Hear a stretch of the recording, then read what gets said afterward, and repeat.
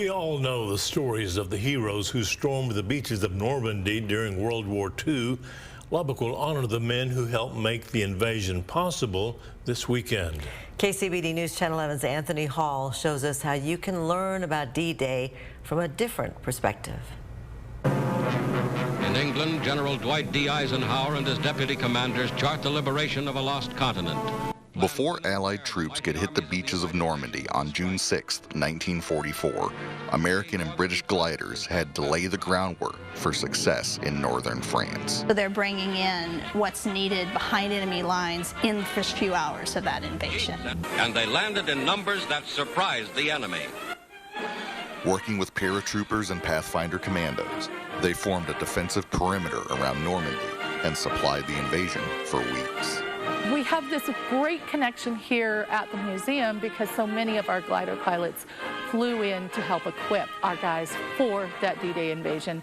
They land with their noses in the dust. In the years leading up to the invasion, these pilots trained in Lubbock.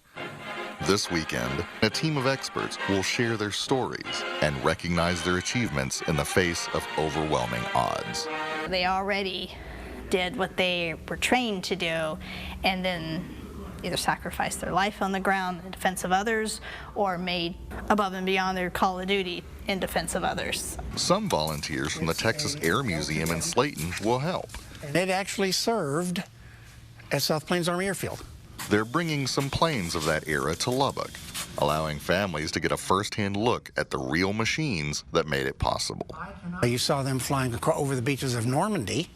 These museums and their supporters want families to have a shared experience, something that will stick with them for years to come. That long-term memory of that as a family experience is really what sets the day apart. They say the best way we can honor these heroes is to tell their stories as frequently as possible. Anthony Hall, KCBD News Channel 11.